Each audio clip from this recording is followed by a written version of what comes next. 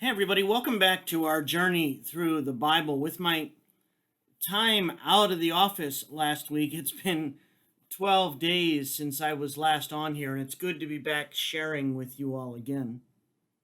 I want to turn our attention back today to the book of Acts. For the last week and a half, or maybe more now, our readings have been moving us through some of the journeys of Peter, Paul, and others of the earliest New Testament church.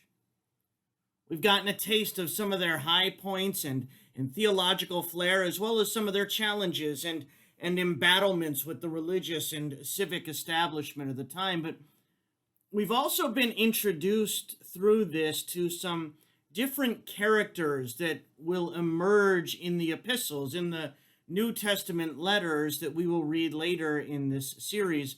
And among those individuals was a man named Apollos. This passage is from the 18th chapter of Acts, the 24th through the 28th verses. It tells us that there came to Ephesus a Jew named Apollos, a native of Alexandria. He was an eloquent man, well versed in the scriptures. He had been instructed in the way of the Lord, and he spoke with burning enthusiasm and taught accurately the things concerning Jesus, though he knew only the baptism of John. He began to speak boldly in the synagogue, but when Priscilla and Aquila heard him, they took him aside and explained the way of God to him more accurately. And when he wished to cross over to Achaia, the believers encouraged him and wrote to the disciples to welcome him. On his arrival, he greatly helped those who through grace had become believers, for he powerfully refuted the Jews in public, showing by the scriptures that the Messiah is Jesus.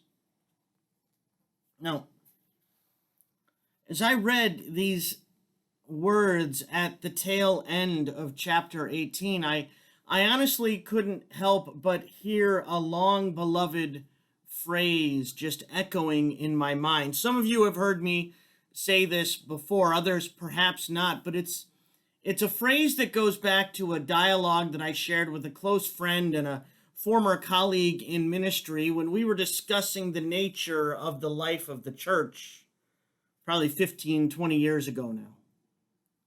In the midst of the conversation, as we talked about the less than perfect nature of church life, he turned to me with a description of the church in which he said that we in the church are broken people trying to do holy things. That is a phrase that etched itself into my soul the moment I heard it, and it is one that has defined the essence of the church in my mind for the vast majority of my time in ministry. You see, there weren't a lot of surprises for me coming into ministry. As the son of a minister who had pointed his life in the direction of ordained ministry as a teenager, I had a particularly honest nature or honest understanding of the nature of the church. That human side of church life, the bureaucratic politicking that can now and then make its way into even the life of the church, it was simply a reality with which I had grown up. So it was never the wake-up call for me that I know that it has been for others. That said, what was the surprise for me connected to that was the manner in which so many churchgoers really struggled with that reality of the church with which I was so familiar. I was honestly surprised early in my ministry when I would hear people struggle with division or strife or conflict in the church. I can't believe people are acting this way, they'd say. We're in the church. We're supposed to be better than this. And of course, to some extent, that's true. But it was in that truth that I found myself in something of a tug and pull now and then in my early years of ministry, because On the one hand was my intimate exposure to the realities of church life, both from my childhood and in those earliest days of ministry, where I simply knew and anticipated that our frail humanity would make its way into the life of the church now and then. On the other hand, however, was that righteous and worthy complaint that the church ought to be better about living up to the moral calls that it proclaims. I'd get caught now and then, pulled between these two forces, and it was my friend's words that helped me to find peace in that tension. Broken people trying to do holy things. It's the gospel message that calls us to be better tomorrow than we are today, but it's also the gospel message that reminds us that we are broken and that that's why we need to try to be better tomorrow than we are today. We ought to try to do holy things, but we ought not lose sight of the reality that we are not holy.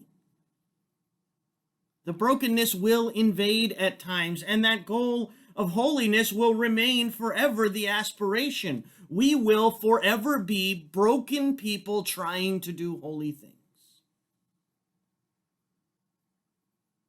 And that's all I could think about in that brief snippet about Apollos. There's not a lot we know about him. He's introduced here. He pops up very briefly in the letter to Titus and at the end of 1 Corinthians, but his most notable identification actually comes from 1 Corinthians 3, in which he is noted as the other evangelist in addition to Paul, to which the people of the Corinthian church are claiming adherence. So really, all we know about the later ministry of this man is that he became enough of an impact in ministry that he had a strong group of Corinthian believers who tied their conviction back to his teachings. The other thing we know about him, however, is what we learn in these few verses from Acts, that he came onto the scene, guns ablazing, full of fire and conviction, and in some way was profoundly effective and yet still notably misguided in his theological understandings. So misguided, in fact, that Priscilla and Aquila had to pull him aside and straighten him out before he went any further with his preaching. He's the perfect example. Broken people trying to do holy things. There's an old prayer attributed to Thomas Merton that includes one phrase, one of my all-time favorite quotes, that says, "The fact that I am following your will does not mean that the fact that I think I am following your will does not mean that I am actually doing so. But I believe that the desire to please you does, in fact, please you." Broken people trying to do holy things. It is news to none of us to say that we aren't perfect. I'm broken, you're broken, I'm flawed, you're flawed. I could keep up that little diatribe going all day, but we're not perfect, and neither is the church. We will forever remain less than perfect in the eyes of God, and we will forever remain steadfast in that goal of trying to be better tomorrow than we are today. That, my friends, is the balance that lies between the truth of who we are in and out of the church and the vision of who we ought to be. We are broken people trying to do holy things. Which means we weren't perfect today. But we'll try to be better tomorrow. And so with that in mind, I'd actually like to share as our prayer today that prayer of Thomas Merton from which that quote I just shared arises. Let's be in prayer together.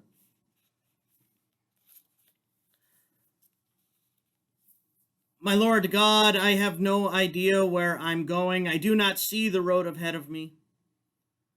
I cannot know for certain where it will end, nor do I really know myself. The fact that I think I'm following your will does not mean that I am actually doing so. But I believe that the desire to please you does in fact please you, and I hope that I have that desire in all that I'm doing. I hope that I will never do anything apart from that desire, and I know that if I do this, you will lead me by the right road, though I may know nothing about it. Therefore, I will trust you always, though I may seem to be lost in the shadow of death. I will not fear, for you are ever with me, and you will never leave me to face my perils alone. Amen. Thank you, as always, for joining me. I look forward to seeing you back here this Thursday at noon. Have a wonderful day.